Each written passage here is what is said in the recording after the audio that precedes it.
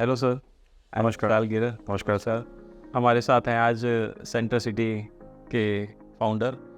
आज सर से डिस्कशन होगा फाइनेंशियल प्लानिंग क्यों ज़रूरी है। तो सर बताएं आप, फाइनेंशियल प्लानिंग क्यों ज़रूरी है। Thank you Vishal ji introduction के लिए। ज़्यादा समय न लेते हुए मैं ये बोलना चाहूँगा, फाइनेंशियल प्लानिंग जैसे कि आपने कहा, जिसको गोल प्लानिंग भी कहा जाता है, ये इसलिए ज़रूरी है बिकॉज हर इंसान के कुछ गोल्स होते हैं, और वो गोल्स जो होते हैं वो सिर्फ एक बहुत ही प्रूडेंट फाइनेंशियल प्लानिंग, जो मनी की प्लानिंग जिसे कहा जाता है, उसी से पूरे हो सकते हैं। ये जो गोल्स होते हैं वो शॉर्ट, मीडियम, लॉन्ग टर्म हर तरह के हो सकते हैं। शॉर्ट टर्म फाइनेंशियल प्लानिंग का एक एग्जांपल हुआ कि मुझे आज से 1 साल बाद या 1.5 साल बाद एक कार खरीदनी, और वो ऑलमोस्ट एक इमीडिएट नीड है। मेरे पास अभी उतने फंड्स नहीं है, बट मैं किस तरीके से प्लान करूं कि मैं 1.5 साल बाद एक अपनी मनचाही गाड़ी खरीद सकूं। तो एक मीडियम टर्म प्लान का जो एग्जांपल है वो है मेरे बच्चों की शादी या मेरे बच्चों की हायर एजुकेशन। आजकल सभी बच्चों को पढ़ने के लिए बाहर जाना है, और नेक्स्ट जनरेशन में तो ये बढ़ता ही चला जाएगा। तो बाहर जाने के लिए काफ़ी बड़े कॉर्पस की ज़रूरत पड़ती है। यहाँ इंडिया में भी एजुकेशन आज के डेट में बहुत महंगी हो गई है। इसको पूरा करने के लिए, इस मीडियम टर्म गोल को पूरा करने के लिए, जो आज से 15 से 20 साल में हो सकता है, उसके लिए भी मुझे प्लानिंग करनी पड़ेगी। उसके लिए भी मुझे अलग तरह के इंस्ट्रूमेंट्स में इन्वेस्ट करना पड़ेगा। जो लॉन्ग टर्म प्लानिंग है वो आज से शायद, अगर मैं एक हाइपोथेटिकल एज लेता हूँ, मैं 30 साल का हूँ या 32 साल का हूँ, तो मेरी लॉन्ग टर्म प्लानिंग होगी आज से 25 साल बाद की या 30 साल बाद की, जब मैं रिटायर हो जाऊँगा।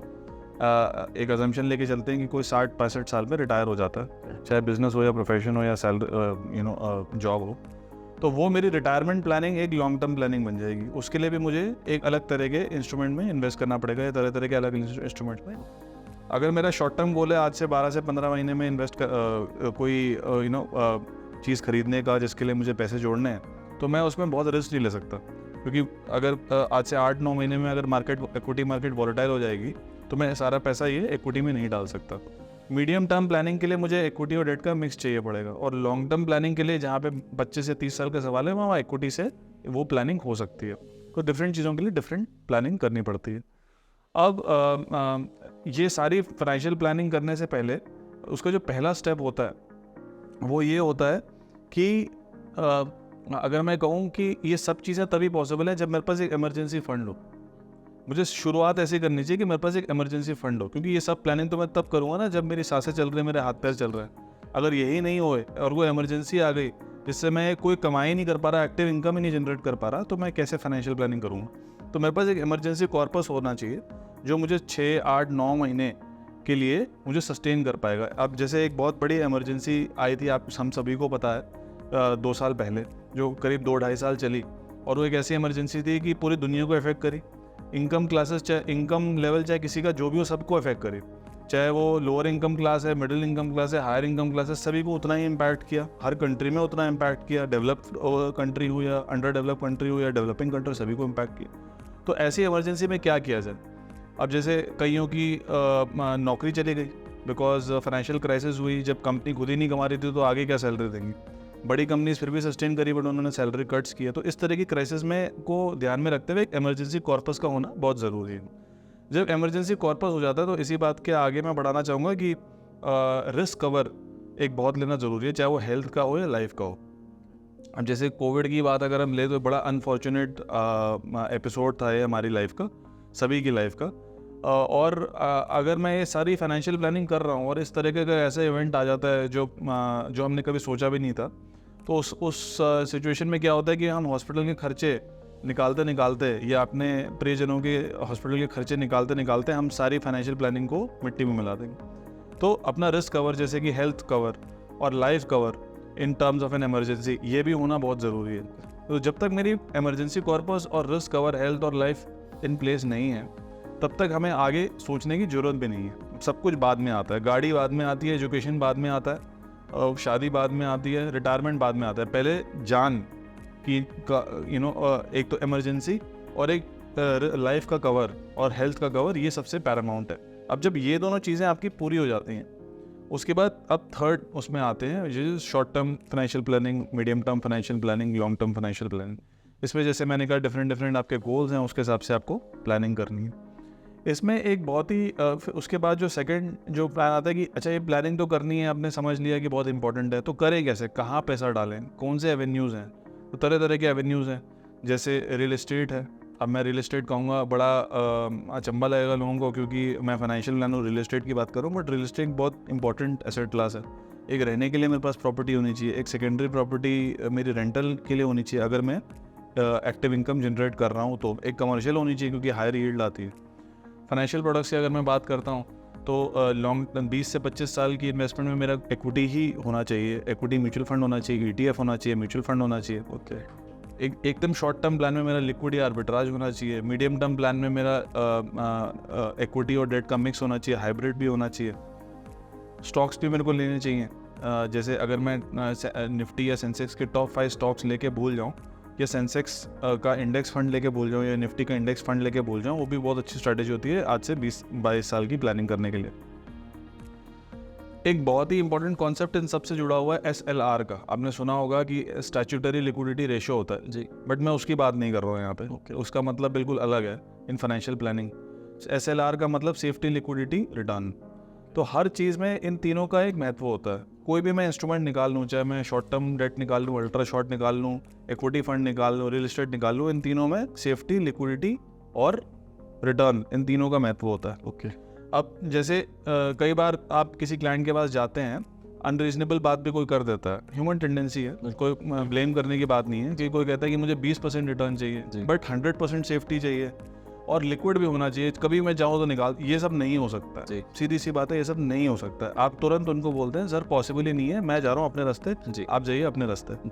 क्योंकि ऐसा कोई दुनिया में इंस्ट्रूमेंट पैदा नहीं हुआ है जो 20% भी दे दे और लिक्विडिटी भी फुल दे दे और सेफ भी फुल हो, मतलब उसमें 1 रुपये का भी वॉलेटिलिटी ना हो, बिल्कुल ऐसे रिटर्न जाए। मतलब 20% की आपने FD SBI में बुक कर दिया, ऐसा हो सकता है? नहीं हो सकता।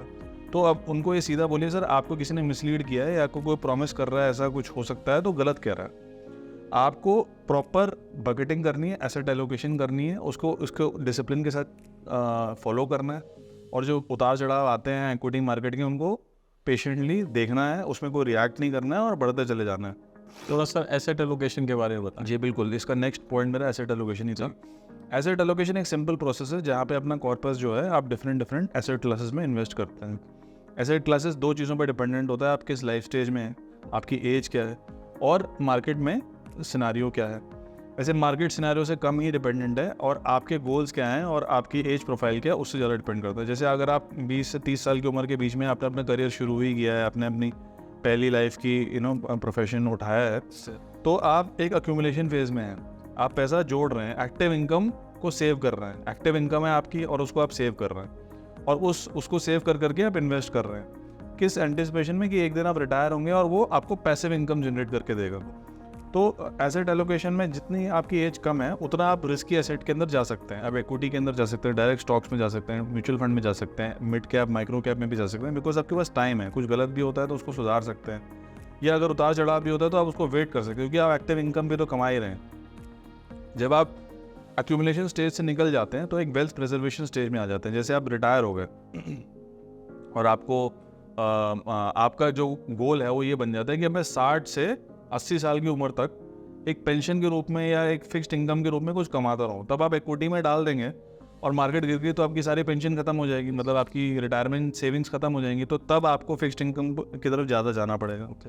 तो एज के हिसाब से भी होता है। दूसरा क्या, ये इंपॉर्टेंट क्यों है कि एसेट एलोकेशन इंपॉर्टेंट क्यों है? ये कोई कह सकता है कि भाई 20 साल में इक्विटी तो आप भी कह रहे हैं कि अच्छा ही करता है, मान लेते हैं, 30 साल में भी अच्छा करता है, मान लेते हैं, 10 साल में भी अच्छा करता है, मान लेते हैं, बट आप क्या हर आदमी क्या 20 साल तक टिका रह सकता है? बीच में कोई रिक्वायरमेंट नहीं है। ऐसे कोई मुझे आगे अगर बता दे कि मैं 20 साल तक अपना पैसा देखूंगा भी नहीं, कहीं पे लॉक करके डाल दीजिए, तो मैं मान नहीं सकता जी, क्योंकि मन चंचल है, आदमी इरेशनल है, कुछ ना कुछ बीच में होता रहता है, तो आदमी निकालने की कोशिश करता है। तो ये 20 साल 30 साल तो ठीक है, बट अगर 1992 से 99 में मैं आ जाता, 1992 से 99 में, तो 7-8 साल तक रिटर्न नहीं आया। ओके। 2000 से 2004 तक रिटर्न नहीं आया। ओके। क्योंकि अलग अलग क्राइसिस थी, .com बबल हुआ तो रिटर्न नहीं आया। 92 से 99 जो है हर्षद मेहता स्कैम रहा, तब नहीं आया। उसके बाद 2008 में सबको पता है क्या हुआ, 2008 से 2014 तक नहीं कोई रिटर्न आया, बिकॉज सब प्राइम क्राइसिस हो गई थी। फिर मोदी सरकार आई तो कुछ बढ़िया हुआ। अब सब कुछ सही चल रहा था, बीच में 2016-18 के बीच में एक लल पीरियड रहा कि मतलब करेक्शन नहीं आया बट कोई रिटर्न भी नहीं आया। उसके बाद अब कोविड हुआ, बाजार गिरी, चलो कोई बात नहीं, फिर तुरंत बढ़ गई, चलो कोई बात नहीं। 2021 तक बाजार उल्टा बढ़ने चली लग गई, सबने पैसा डाला। 2021 से 23 तक कोई रिटर्न नहीं आया। अगर मैं पिछले 2 महीने को निकाल दूँ तो 2 साल का रिटर्न 0 था। अगर मैं 2007 से 2022 का चाइना का रिटर्न देखूँ, Shanghai composite index -2% absolute return है। चाइना तो बहुत अच्छी इमर्जिंग मार्केट है, बहुत ग्रोथ मार्केट है, तो तब भी 2% नेगेटिव रिटर्न। इंडिया में ऐसे जो मैंने पीरियड्स बताए, इनमें नेगेटिव रिटर्न या 0 रिटर्न। इन पीरियड्स में आप अपने क्लाइंट्स को क्या बताएंगे? क्लाइंट्स क्या करेंगे? संयम खो देता है आदमी, लॉन्ग टर्म की बातें पीछे चली जाती हैं। लॉन्ग टर्म बोलना आसान है और करना मुश्किल है जी। तो इस टाइम में अगर आपको क्लाइंट्स को मैनेज करना है और क्लाइंट्स को भी अगर बीपी अपना नहीं बढ़ाना है और एक स्टेडी पेस में चलना है, तो हमें ऑल्टरनेट एसेट्स में डाल के, मतलब इक्विटी के अलावा और एसेट्स में डाल के एक जो स्टेडी पोर्टफोलियो बनाने की बहुत ज़रूरत है। अगर मैं 2003 से 2018 की रिटर्न कैलकुलेट करूं फॉर इक्विटी, गोल्ड, कैश और डेट, तो ये मेरे पास एक रिटर्न जैसे मैंने एक्सपेक्ट किया 20% इक्विटी का रिटर्न रहेगा, 6 से 8% डेट का रहेगा, गोल्ड का 14% रहेगा, कैश का 4% रहेगा। जैसे हमने एक्सपेक्ट किया वैसी है, 15 साल का रिटर्न है। बट इंटरेस्टिंग बात यह है कि अगर मैं इस सब चारों एसेट में 100 रुपये 25 डाल दूं और 15 साल रहूं, तो मेरा CAGR वेटेड एवरेज जो है 11.87%, मतलब 12% है। बुरा रिटर्न है, नहीं है, बट मैंने इक्विटी का रिस्क नहीं उठाया जी, चारों में ऐसा डाला, ज़्यादा ऊपर नीचे भी नहीं हुआ, बट 12% भी कमा लिया। 12% की FD लेने के लिए कोई उल्टा लटक जाएगा SBI से। तो ये बहुत ज़्यादा वॉलेटिलिटी के बिना हर टाइम पीरियड में रह के एसेट एलोकेशन करने से एक तो मन भी सही रहता है, ज़्यादा टेंशन नहीं होती है और रिटर्न में बहुत ज़्यादा डिफरेंशियल नहीं आता। तो यही है एसेट एलोकेशन की इम्पोर्टेंस। तो बेसिकली हम अपने व्यूअर्स को, अपने क्लाइंट्स को ये बताना चाहते हैं कि फाइनेंशियल प्लानिंग क्यों इम्पोर्टेंट है, इसके क्या बेनिफिट्स हैं, तो थोड़ा सा आप उसका एक्सप्लेन करें। तो फाइनेंशियल प्लानिंग के सर यही बेनिफिट्स हैं कि जैसे आप हर चीज़ की लाइफ में प्लानिंग करते हैं। जब आप एक छात्र होते हैं तो अपनी पढ़ाई की प्लानिंग करते हैं कि मैं आज से 8 महीने बाद मेरे बोर्ड्स हैं, तो मैं आज से कैसे प्लानिंग करूँ जी। और मैं CA कर रहा हूँ, तो मेरे 1 साल बाद इंटर है, 2 साल बाद मेन है, तो मैं आज से कैसे तैयारी करूँ। हर चीज़ की मैं प्लानिंग करता हूँ। बट ये तो लाइफ की सबसे इंपॉर्टेंट प्लानिंग है जी। इससे ज़्यादा प्लानिंग मैं क्या करूँ, जब मैंने पूरी ज़िंदगी इसी के लिए प्लानिंग करी है कि मैं कैसे पैसे कमाऊँ और कैसे रिटायरमेंट करूँ। इससे बड़ी प्लानिंग तो कुछ हो ही नहीं सकती। तो इसकी प्लानिंग लाइफ की सबसे इंपॉर्टेंट प्लानिंग है। इसकी बहुत दुर्भाग्यवश इसकी ज़्यादा पढ़ाई जो है स्कूल में होती नहीं जी। हम सब मैथ्स पढ़ लेते हैं, साइंस पढ़ लेते हैं, फिजिक्स पढ़ लेते हैं, केमिस्ट्री पढ़ लेते हैं, बट फाइनेंशियल प्लानिंग की कोई बात नहीं करता जी। जबकि सबसे इंपॉर्टेंट है। ये सब पढ़ के मैं कुछ कमाई करूँगा ना, घर पे तो नहीं बैठूंगा जी। तो इसीलिए इसकी प्लानिंग सबसे इंपॉर्टेंट है, इसके बिना कुछ नहीं है। बट जैसे मैंने बोला, इस सब की प्लानिंग से पहले 2 चीज़ें करनी इंपॉर्टेंट है। इमरजेंसी कॉर्पस, कि अगर मैं कुछ ऐसी सिचुएशन आती है जिसमें मैं एक्टिव इनकम नहीं जनरेट कर पा रहा हूँ, तो ऐसे टाइम में मैं कैसे सस्टेन करूँगा। और दूसरा लाइफ का कवर और हेल्थ का कवर। ये दोनों चीज़ें पहले अपनी, और इसमें सबसे इंपॉर्टेंट बात है कि जितनी जल्दी करें उतना अच्छा है। जितनी जल्दी मैं लाइफ कवर लूँगा, टर्म कवर लूँगा, उतना सस्ता पड़ेगा मुझे। मैं 25 साल की उम्र में 5 करोड़ का कवर मैं ले सकता हूँ 50,000 में। यही मैं 35 से 40 में लेने जाऊँगा तो मुझे पड़ेगा 2.5-3 लाख रुपए का। तो जितनी जल्दी मैं शुरू करूँ उतना अच्छा, जितनी जल्दी मैं इन्वेस्टमेंट शुरू करूँ उतना अच्छा। तो जल्दी करना ज़्यादा फायदेमंद रहता है। बट जल्दी करें, बट जल्दबाजी ना करें। जल्दबाजी अमीर बनने की, जल्दबाजी में इक्विटी कर लूँ, मैं क्रिप्टो कर लूँ, मैं ये स्टॉक बहुत अच्छा है, वो पेनी स्टॉक बहुत अच्छा है, मेरे को टिप आई है, ये सब नहीं करें। म्यूचुअल फंड को स्टिक करें, इंडेक्स में स्टिक करें, SIP करें, कुछ स्टॉक्स खरीदें, अच्छे गुड क्वालिटी स्टॉक्स खरीदें या बॉन्ड्स खरीदें। हर तरह का इंस्ट्रूमेंट करें और एक सर्टन रेशो में करें और उसको कंटिन्यूड रखें for a long period of time. और सबसे इंपॉर्टेंट बात, सेविंग का एक डिसिप्लिन होना चाहिए। बिना सेविंग के कोई इन्वेस्टमेंट और कॉर्पस नहीं बनेगा। अगर हम आज की अपनी रिक्वायरमेंट को, आज की अपनी फिजूल खर्ची को रोकें और ज़्यादा से ज़्यादा सेव करें, आगे जाके वही हमारे काम आता है। तो एक स्ट्रिक्ट डिसिप्लिन होना चाहिए कि मैं अपनी सैलरी का 30%, 40%, 50% सेव करूँगा। आज जब मेरी शादी हो जाएगी तो मैं उसको थोड़ा कम करना पड़ेगा, बट करूँगा। फिर मेरे बच्चे हो जाएंगे तो और थोड़ा कम मैं सेव कर पाऊँगा, तो फिर भी करूँगा। ये डिसिप्लिन अगर मेंटेन करा जाए और एसेट एलोकेशन और गोल प्लानिंग का डिसिप्लिन करा जाए, तो उससे फाइनेंशियल सक्सेस मिलती है। इसका कोई शॉर्टकट नहीं है, कोई और राज नहीं है, कोई और मूल मंत्र नहीं है, यही है बस। थोड़ा सर आप बताएं, why Centricity. Centricity sir एक partner centric wealth management company है। ओके। हमारा काम है सर पार्टनर्स को एम्पावर करना, आप जैसे पार्टनर्स को एम्पावर करना 2 चीज़ों के साथ है। एक बहुत ही सक्षम टेक प्लेटफॉर्म जो हर तरीके की मदद कर सके एक पार्टनर को, प्रोडक्ट्स देखने के लिए, इन्वेस्टमेंट के जो डिफरेंट प्रोडक्ट्स हैं वो देखने के लिए, उनको ट्रांजैक्ट करने के लिए, उनको एग्जीक्यूट करने के लिए, उनकी रिपोर्टिंग करने के लिए। और चौथा कि मेरा लर्निंग एंड डेवलपमेंट में, स्किल एनहांसमेंट में बहुत फोकस है कि जैसे मैं आप जैसे पार्टनर्स को वो सारी नेसेसरी स्किल्स और नॉलेज पास ऑन कर सकूं जिससे आप अपने क्लाइंट्स को जो ये सुन रहे हैं उनको फ़ायदा ही हो। तो ये 4 चीज़ें सेंट्रिसिटी करती है। मेरा मानना है कि आज मैं सबसे बेस्ट कंपनी नहीं होऊंगा इंडिया का इस फील्ड में, बट मेरा जो एम्बिशन है वो बेस्ट बनने का है। आज हम सिर्फ 1 साल ओल्ड हैं, हमने अप्रैल 2022 में ही अपना काम शुरू किया और जो हमारी जो पहली सेल्स टीम थी जो पार्टनर्स के साथ काम करती है वही हमारे साथ पहले मार्च में ही जुड़ी है, तो हम बहुत नए हैं, बट हमारा एजेंडा है और हमारा जो एम्बिशन है वो बहुत सख्त है। और आप जैसे पार्टनर्स की हेल्प के साथ हम बहुत कॉन्फिडेंट हैं कि हम इंडिया की सबसे बड़ी फाइनेंशियल डिस्ट्रीब्यूशन कंपनी और B2B वेल्थ मैनेजमेंट कंपनी बन पाएंगे। Okay, thank you Aditya sir, आपसे बहुत अच्छा इंटरेक्शन हुआ और हमारे व्यूअर्स को, कस्टमर्स को भी काफ़ी कुछ जानने को मिला, तो I am very thankful to you. Our pleasure sir, always. Yeah. And thank you for listening in to all our viewers. And विशाल जी से साथ काम करें, वो बहुत ही एक्सपीरियंस्ड फाइनेंशियल प्रोफेशनल हैं और मेरे को पूरा विश्वास है कि सेंट्रिसिटी के साथ जुड़ के उनकी आपको एडवाइस करने की क्षमता और बढ़ जाएगी और आप अपने गोल्स की तरफ, अपने फाइनेंशियल गोल्स की तरफ और विकसित रूप से बढ़ पाएंगे। Thank you very much. Thank you.